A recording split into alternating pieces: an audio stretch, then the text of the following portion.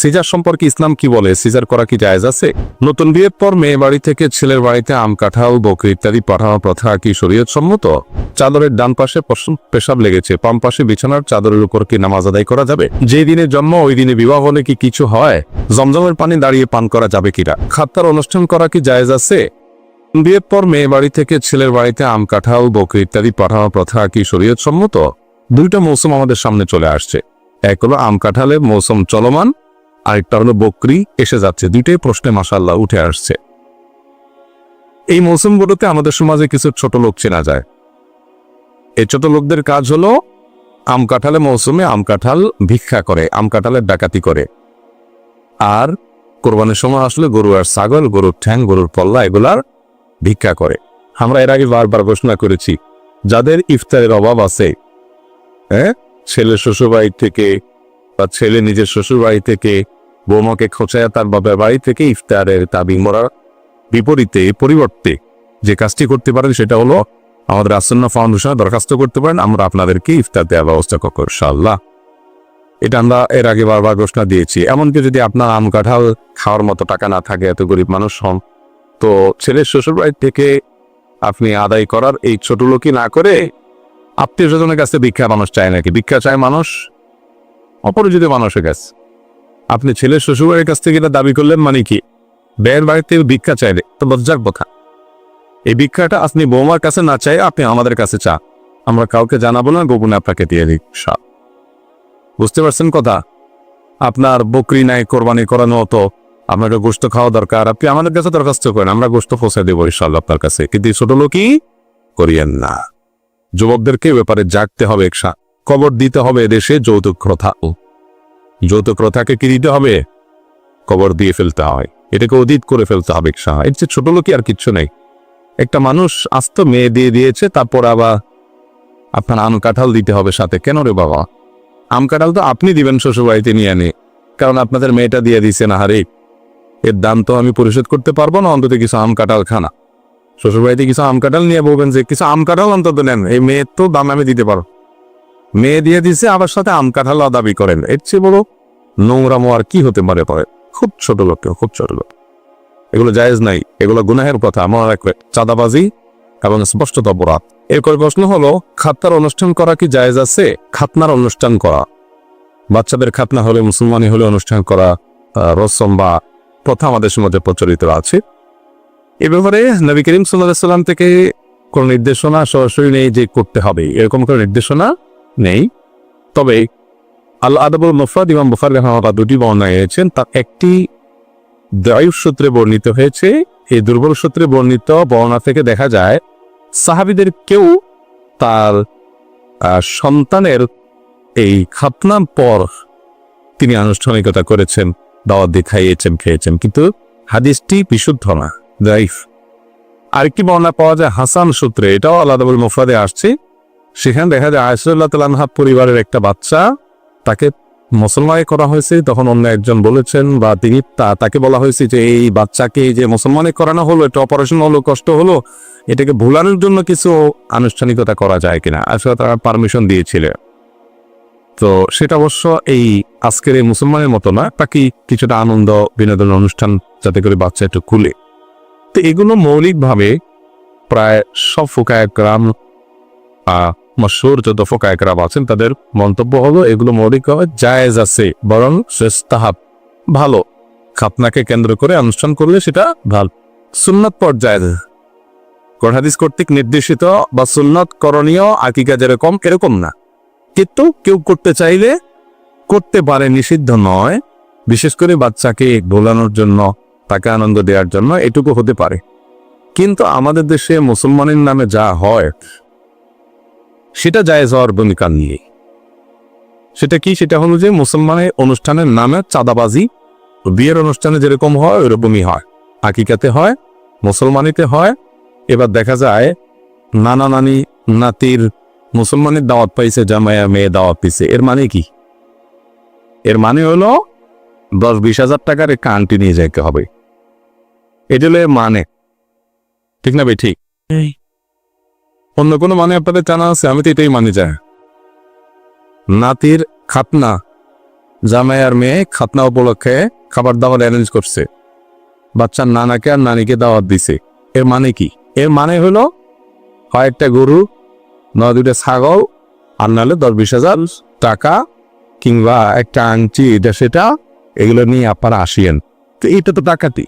এখন কোন নানার কি সাহস আছে যে ঠিক আছে মেয়ের জামাই দাওয়াত দিছে, নাতিরা মুসলমানই হয়েছে, সেই উপলক্ষে তারা একটু খাবার দাবার অ্যারেঞ্জ করছে, সুন্নাত কোনো আয়োজন না, তারপরেও তারা করছে বাচ্চাকে খুশি করার জন্য, মুস্তাহাব বলেছেন ফোকায়করাম, সেই হিসাবে করছে, ঠিক আছে যাই খেয়ে চলে আসবে কোনো নানা নানি, কোনো কিছু নেওয়া চা, এই হিম্মত এই কলিজা আছে কোনো নানা নানি না থাকলে হাওলা তেলেও করতে হবে।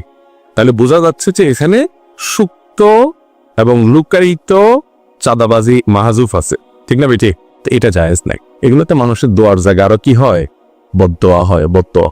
তো এই জন্য এগুলো যদি চাঁদাবাজি মুক্ত করতে পারেন তাহলে সেক্ষেত্রে এটা জায়েজ হতে পারে। এরপর প্রশ্ন, জমজমের পানি দাঁড়িয়ে পান করা যাবে কিনা? বহুল জিজ্ঞাসিত একটি প্রশ্ন, অনেক মানুষই প্রশ্ন উত্তর জানতে চা। জমজমের পানি দাঁড়িয়ে পান করবেন না বসে পানে কান করবে? দেখুন, এই ব্যাপারে সহিহ মুসলিম এবং বুখারীর হাদিস আছে, নবী করিম সাল্লাল্লাহু আলাইহি সাল্লাম থেকে আনাস রাদিয়াল্লাহু তাআলা বর্ণনা করেছেন যে তিনি জাজার আনিশ শুরবে কায়েমান, সাধারণ বিধান হলো দাঁড়িয়ে পানি পান করতে নবী সাল্লাল্লাহু আলাইহি সাল্লাম নিষেধ করেছেন। দাঁড়িয়ে পানি পান করতে কি করেছেন? নিষেধ করেছেন নবী করিম সাল্লাল্লাহু আলাইহি সাল্লাম। তিনি সাধারণত সচরাচর দাঁড়িয়ে পানি পান করতেন না, তবে এক্সেপশন কখনো কখনো তিনি দাঁড়িয়ে পানি পান করেছেন। এটা বোঝানোর জন্য যে কেউ নিরুপায় হলে, অসুবিধা হলে, জরুরি কিছু হলে দাঁড়ায় পান করলে হারাম হবে না, বুঝতে পেরেছেন?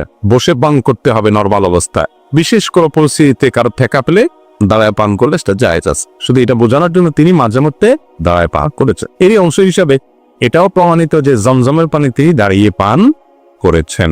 তো জমজমের পানি তিনি দাঁড়িয়ে পান করেছেন, এর মানে এই নয় যে দাঁড়িয়েই পান করতে হবে। তিনি তো অন্য পানিও দাঁড়িয়ে পান করেছেন, এর মানে কি অন্য পানি সাধারণ অবস্থা দাঁড়িয়ে পান করতে হয়? তো এটা যদি না হয় তাহলে জমজমের পানিও সাধারণত দাঁড়িয়ে পান করতে হবে এমনটি কিন্তু নয়। আমাদের দেশে অনেকে জমজমের পানি দিলে ওইটা নিয়ে উনি দাঁড়ায় যায়, বসা থেকে দাঁড়ায় যায়, কারণ জমজম পান করতে হলে কি করতে হয়?